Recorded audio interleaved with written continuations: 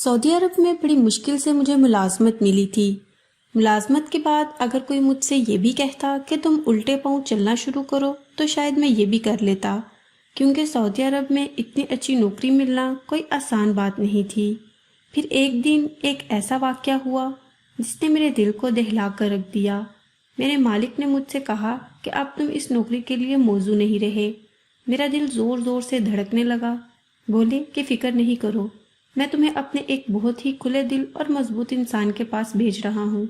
وہ میرا دوست ہے، تمہارا خیال رکھے گا، اسے تم جیسے جیدار انسان کی ضرورت ہے۔ یہ بات سن کر مجھے خوشی بھی ہوئی تھی اور پریشانی بھی۔ میں یہاں سے کہیں جانا نہیں چاہتا تھا، لیکن کیونکہ میرے مالک کا حکم تھا سو میں وہاں سے چل پڑا۔ میرا دل بری طرح کانپ رہا تھا کہ کہیں مجھے آگے جا کر اپنی نوکری سے ہاتھ نہ دھونا پڑے۔ گھر میں 3 جوان بہنیں تھیں جن کی شادیاں کرنا تھی، 2 چھوٹے بھائی تھے جو کہ پڑھ رہے تھے، تو یہ سارے خرچے میرے ذمہ ہی تھے۔ میں تو اپنی بیوہ ماں کو کسی صورت اکیلا نہیں چھوڑ سکتا تھا۔ خیر سے مجھے ایک مضافاتی علاقے میں بھیج دیا گیا، لیکن یہاں مجھے کسی فیکٹری میں کام نہیں کرنا تھا، بلکہ بڑا سا ایک محل نما بنگلہ تھا۔ اس بنگلے میں رہ کر مجھے اپنی خدمات سر انجام دینا تھی، پر بنگلے میں کیا کام کروں گا؟ گھر کے کام تو مجھے آتے نہیں، میں تو ایک معمولی سا انجینئر تھا۔ یہی سوچ کر میں پریشان تھا کہ کہیں مجھے کوکنگ جیسی کام پر تو نہیں لگانے لگے، میں تو کوکنگ جانتا نہیں تھا۔ خیر مجھے مالک کے کمرے میں بھیجا گیا۔ میں نے دیکھا مالک بڑی رعبدار شخصیت کا مالک تھا۔ مالک کے سر پر بال نہیں تھے، آنکھیں گہری اور کالی تھیں جن میں ظلم بھی تھا، وحشت بھی تھی۔ میں اسے دیکھ کر ہی ڈر گیا۔ میری عمر محض 22 سال تھی۔ میں اس کے سامنے بیٹھا کانپ رہا تھا۔ کیا بات ہے بیٹا، تم اتنے پریشان کیوں ہو؟ آرام سے بیٹھو، میں تم سے بہت خوشگوار بات چیت کرنا چاہتا ہوں۔ مالک کی یہ بات مجھے اور پریشان کر گئی تھی، لیکن کچھ حوصلہ ہوا تو مجھ سے انہوں نے عجیب سا سوال کیا، تم دن میں کتنی نمازیں پڑھتے ہو؟ جی میں 5 نمازیں پڑھتا ہوں۔ میں نے ان کو یہ بات سچ ہی بتائی تھی، میں واقعی میں 5 وقت کا نمازی تھا۔ پھر انہوں نے مجھ سے کہا کہ کیا تم میری خاطر ایک نماز چھوڑ سکتے ہو؟ میں نے کہا ہرگز نہیں، میں ایک نماز چھوڑنے کا تو سوچ بھی نہیں سکتا۔ میری بات سن کر مالک ہنسا۔ اگر میں تمہیں 5 لاکھ روپے ایک نماز چھوڑنے کے دوں تو کیا تم نماز چھوڑ دو گے؟ میری تنخواہ 1 لاکھ تھی، 5 لاکھ روپے صرف ایک نماز چھوڑنے کے؟ میں نے دل میں سوچا۔ یہ بات سن کر میں پریشان ہو گیا اور میری خاموشی دیکھ کر مالک نے کہا اگر میں تمہیں ایک نماز چھوڑنے کا 10 لاکھ روپے دوں تو کیا تم اپنی نماز چھوڑ دو گے؟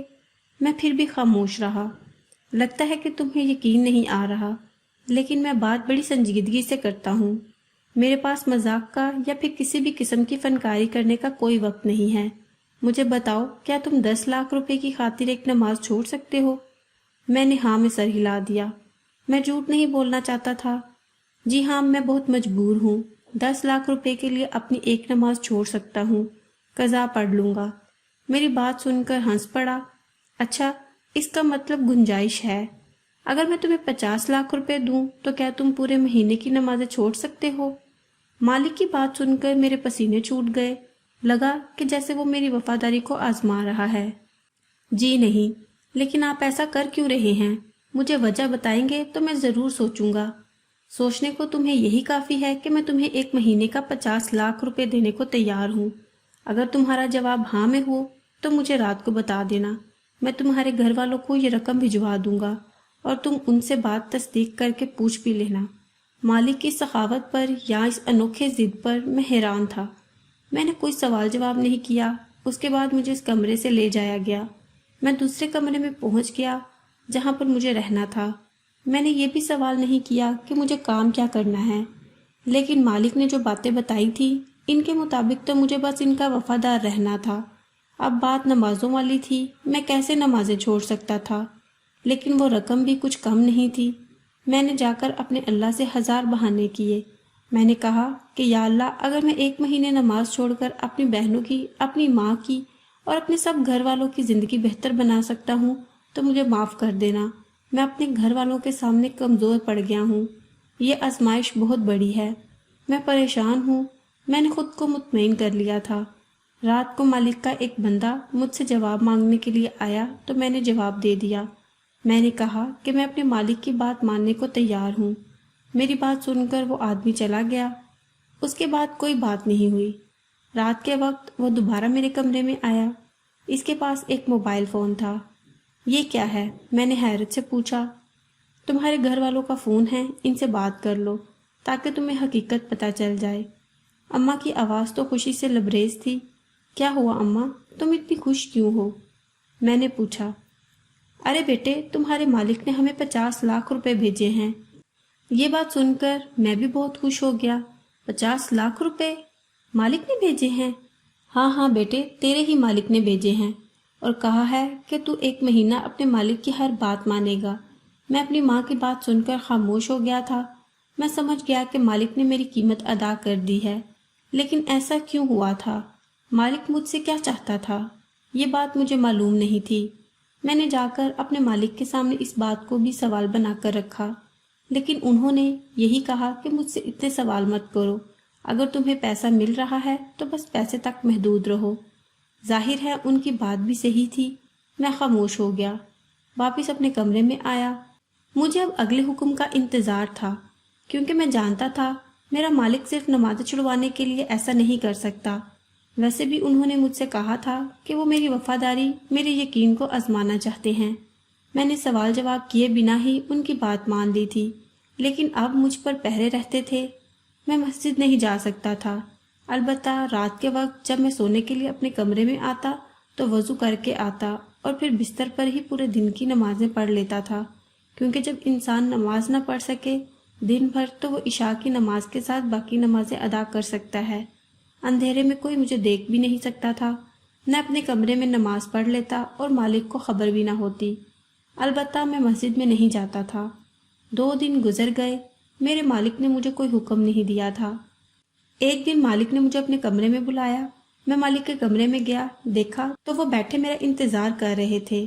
کہنے لگے کہ ہاں بھائی، تمہیں تو لگا ہوگا کہ صرف نمازیں چھوڑنے کے میں نے تمہیں 50 لاکھ روپے دیے ہیں، وہ تو تم نے چھوڑی نہیں، تم رات کو نمازیں پڑھ لیتے ہو، مجھے ہر بات کی خبر ہے۔ میں مالک کی یہ بات سن کر ہکا بکا رہ گیا، لیکن فکر نہیں کرو، بس مجھے تمہاری منظوری چاہیے تھی۔ تم نے ایک بات کے لیے رضامندی دی، یہی بہت تھا۔ اب میرے پاس تمہارے لیے ایک بہت بڑا کام ہے، جس کے لیے میں نے تمہیں اس محل میں بلوایا ہے۔ اگر تم وہ کام کر لو گے تو میں تمہارے گھر والوں کو اتنے ہی پیسے مزید بھیج دوں گا، وہ اپنی زندگی سکون سے گزاریں گے، لیکن تمہیں میرا کام کرنا ہوگا۔ اگر نہیں کیا تو وہ پیسے بھی میں واپس طلب کر سکتا ہوں۔ مالک کی بات کو میں کیسے ٹال سکتا تھا؟ میں نے کہا، آپ مجھے جو کہیں گے میں اپنی فرما برداری سے وہ کام سر انجام دوں گا، آپ کو ذرا بھی فکر کرنے کی ضرورت نہیں۔ پھر جو بات مالک نے مجھے کہی وہ سن کر میرے قدموں تلے سے زمین نکل گئی۔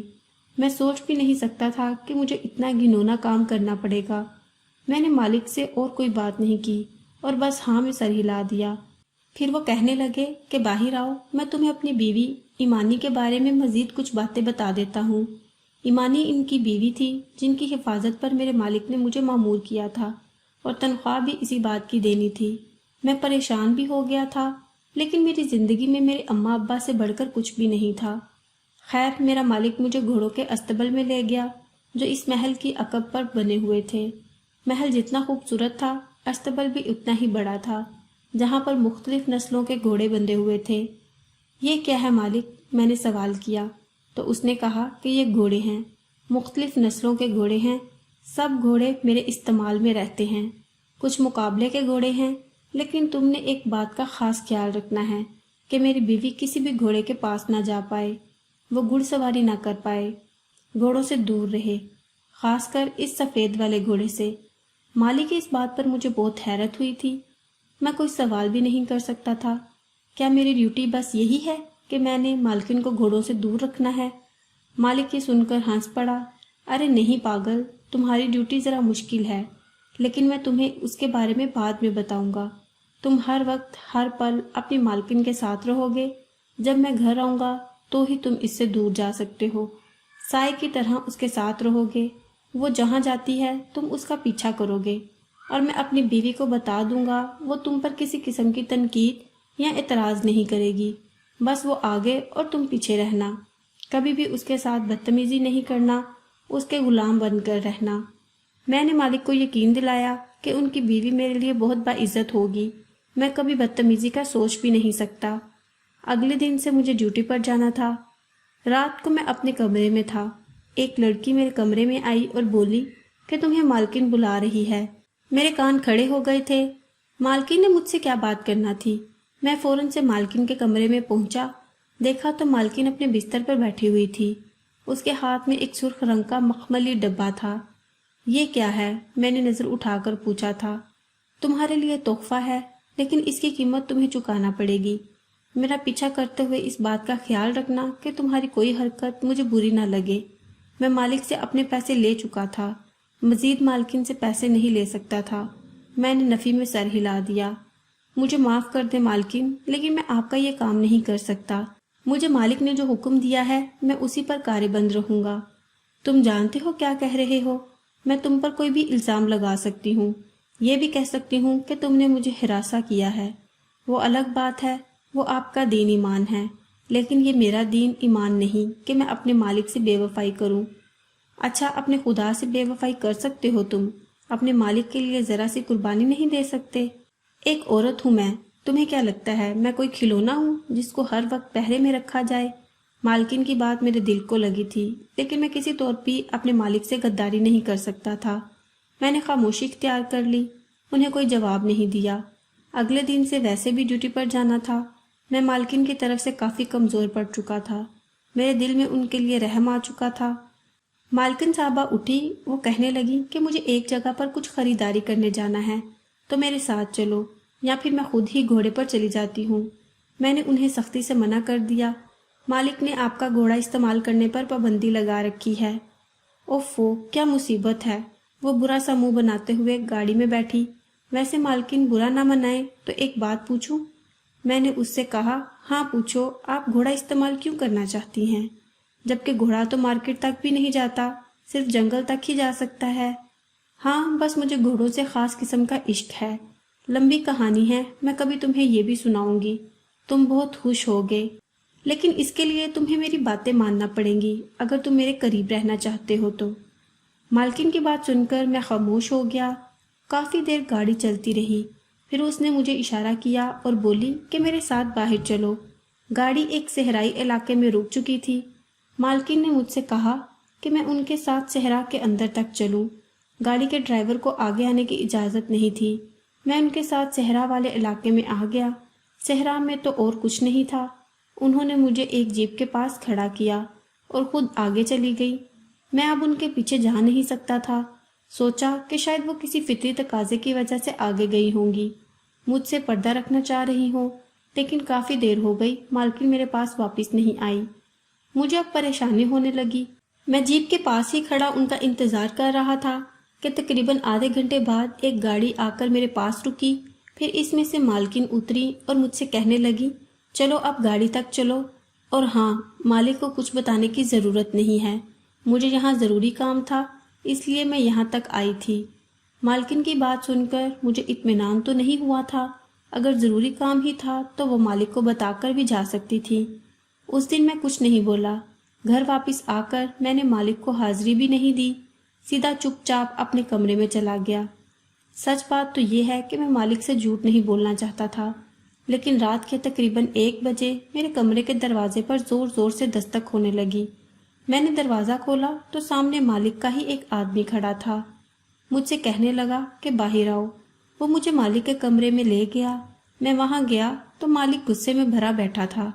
مجھے دیکھ کر بولا، تو نے مجھے نہیں بتایا لیکن جھوٹ بھی نہیں بولا، اس لیے میں تیری سزا معاف کرتا ہوں، لیکن اب تجھے بدلے میں ایک کام کرنا ہوگا، جا کر میری بیوی کو جان سے مار دو۔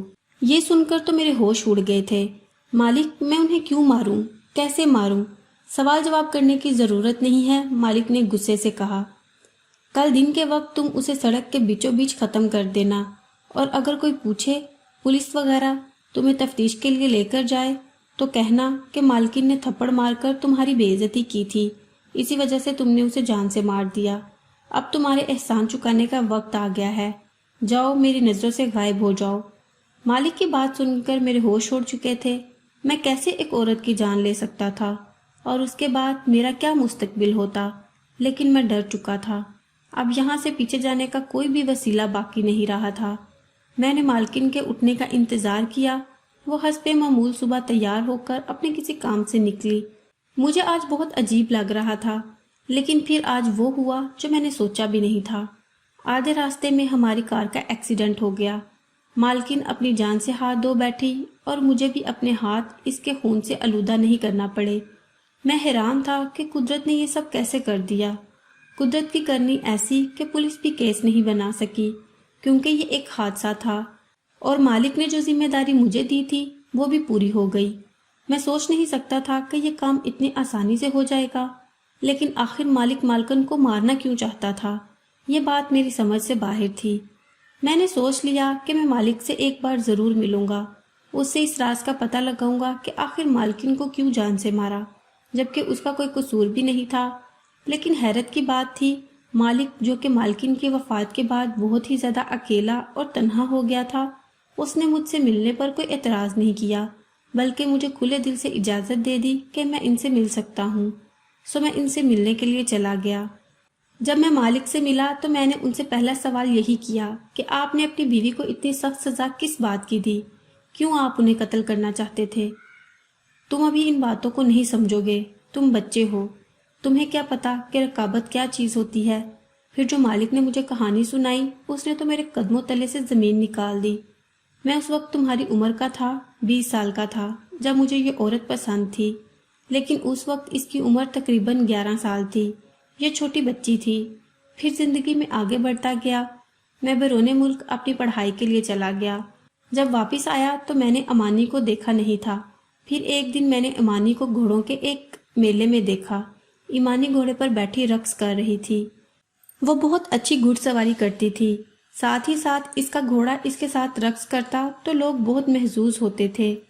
بہت سارے لوگ اس پر نظریں جمائے بیٹھے تھے، لیکن ایک میں تھا جو اسے عزت دینا چاہتا تھا۔ میرے ابا اس شہر کے بہت امیر انسان تھے۔ میں نے اپنی باپ کی دی ہوئی ساری جائیداد ایمانی کے نام کرنے کا سوچا۔ میں نے اسے شادی کے لیے اس کا ہاتھ مانگا تو اس نے جب میری جائیداد نام کرنے والی بات سنی تو اس کی آنکھیں پھٹی کی پھٹی رہ گئی۔ ایمانی نے سوچا بھی نہیں تھا کہ کوئی اس پر اس قدر بھی فدا ہو سکتا ہے۔ پھر میں ایک دوست کو بچپن سے جانتا تھا، لیکن پھر بھی میں نے اسے شادی کی پیشکش انتہائی خوبصورت انداز میں کی تھی۔ ایمانی اس شادی کے لیے مان تو گئی، لیکن میں یہ نہیں جانتا تھا کہ یہ محبت نہیں، ایک سمجھوتا ہے جو اس نے اپنے ایک غریب قسم کے عاشق کو پانے کے لیے کیا تھا۔ میں سوچ نہیں سکتا تھا کہ ایمانی مجھ سے اتنا بڑا دھوکہ کرے گی۔ میں نے اپنا سب کچھ ایمانی کے نام کر دیا اور اس کے بعد اس کے ساتھ ہنسی خوشی رہنے لگا، پر ایمانی کا رویہ دن بہ دن بدلنے لگا۔ پھر مجھے یقین ہونے لگا کہ وہ کسی اور کو چاہتی ہے۔ تبھی میں نے تمہیں یہاں پر بلایا تاکہ میں اسے ایک ہی بار اس کے کیے کی سزا دے سکوں، کیونکہ وہ مجھے چھوڑ کر اپنے غریب عاشق کے ساتھ بھاگنے والی تھی، جس کے لیے اس نے مجھ سے شادی کا ڈرامہ رچایا تھا۔ میں سوچ نہیں سکتا تھا کہ اسے اپنی ساری جائیداد کے ساتھ جانے دوں، اس لیے میں نے تم سے کہا کہ تم ایمانی کو ٹھکانے لگا دو، اور تم جو خدا کو چھوڑ سکتے تھے تو پھر ایک عورت کی کیا مجال۔ میں نے کبھی اس طرح کا کوئی کام نہیں کیا، لیکن ایمانی نے مجھے مجبور کر دیا تھا کہ میں اس کے ساتھ ایسا سلوک کروں، اور یقین کرو میں تو ایمانی کو گھوڑے کے پاس بھی نہیں جانے دیتا تھا۔ میں اس قدر رقابت رکھتا تھا ہر اس چیز سے جو ایمانی سے محبت کرے۔ وہ گھوڑا جو ایمانی کے جیتنے کی وجہ بنا تھا، میں نے اسے ایک آدمی کو فروخت کر دیا۔ ایمانی کو گھوڑوں کے پاس بھی نہیں جانے دیتا تھا۔ مجھے لگتا تھا میرے اور ایمانی کے بیچ میں جو بھی آئے گا میں اسے مار ڈالوں گا، تو پھر میں کیسے برداشت کرتا۔ جب مجھے پتا چلا کہ اس نے مجھ سے شادی صرف ایک دھوکے کی خاطر کی ہے تو میرا برا حال ہو گیا تھا۔ بس اس دن سے انتقام کی آگ میں جل رہا تھا۔ خدا نے میری محبت کا مان رکھنا تھا، اسے قدرتی موت دے دی، ورنہ شاید تمہارے پیچھے مجھے بھی ایک بڑی قانونی جنگ لڑنا پڑتی۔ اور اب تم آزاد ہو، میرا کام ہو چکا ہے، اور اس دولت کا میں کیا کروں گا؟ تم جتنی رقم چاہو لے سکتے ہو۔ میرے مالک نے ایک بار پھر مجھے حیران کر دیا تھا۔ میں سوچ بھی نہیں سکتا تھا کہ لوگ محبت میں اس قدر جنونی ہو جاتے ہیں۔